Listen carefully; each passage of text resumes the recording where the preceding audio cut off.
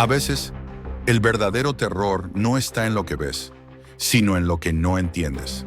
Hay películas que te lanzan directamente al horror con imágenes impactantes y sustos fáciles, y otras que te arrastran lentamente a un estado de incomodidad que no puedes sacudirte, como si algo estuviera fuera de lugar, aunque no puedas señalar exactamente qué es. Hoy quiero hablarte de una de esas películas, una que no grita, pero susurra en la oscuridad, dejando que la paranoia y la incertidumbre hagan el trabajo. Caveat 2020 es una película británica de terror psicológico dirigida por Damian McCarthy. No es el típico filme de terror con una historia explicada de manera lineal y sustos evidentes. Aquí, el miedo se construye en base a la incertidumbre, la claustrofobia y una sensación de que algo no está bien desde el primer minuto. La historia sigue a Isaac, un hombre con amnesia que acepta un trabajo inusual: cuidar de Olga, una joven con problemas psicológicos, en una casa aislada. Hasta aquí parece el clásico escenario de terror, pero hay un giro. Isaac debe usar un chaleco con una cadena que lo restringe a ciertas partes de la casa. ¿Por qué? Su empleador, el padre de la chica, asegura que es por su propia seguridad. Y es en este punto donde la película ya empieza a jugar con la mente del espectador. ¿Por qué necesitaría estar encadenado? ¿A qué lo están protegiendo realmente? Desde el momento en que Isaac entra en la casa, la atmósfera se vuelve opresiva. El lugar está en un estado de abandono, con paredes descascaradas, habitaciones frías y un ambiente en el que parece que el tiempo se ha detenido.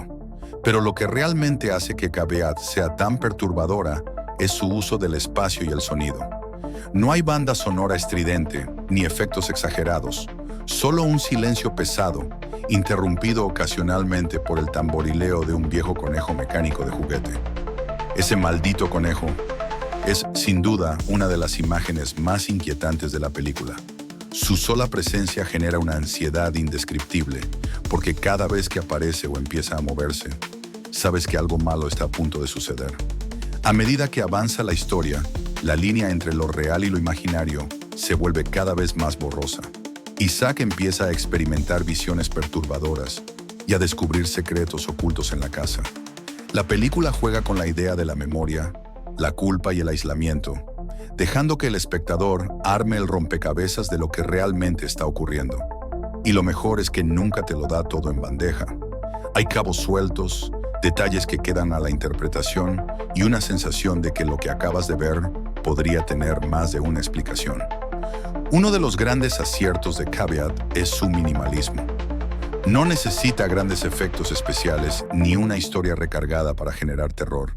Su dirección es sobria pero efectiva, aprovechando cada sombra, cada silencio y cada espacio reducido para hacer que el espectador se sienta tan atrapado como el protagonista. Además, el diseño de producción es impecable. La casa se siente viva, como si tuviera su propia presencia, como si observara y esperara el momento adecuado para devorar a los personajes. Lo que hace que esta película funcione tan bien es su capacidad para incomodar sin recurrir a los métodos tradicionales del género. No hay sustos gratuitos ni litros de sangre en pantalla.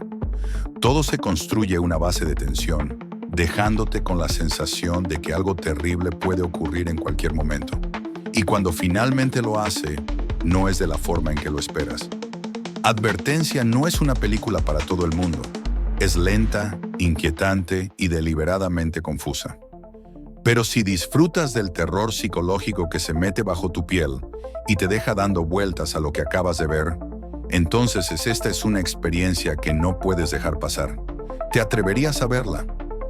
Si te ha gustado este análisis, suscríbete a El Ático de Belayud, dale me gusta y comenta qué te ha parecido. Nos vemos en la próxima pesadilla.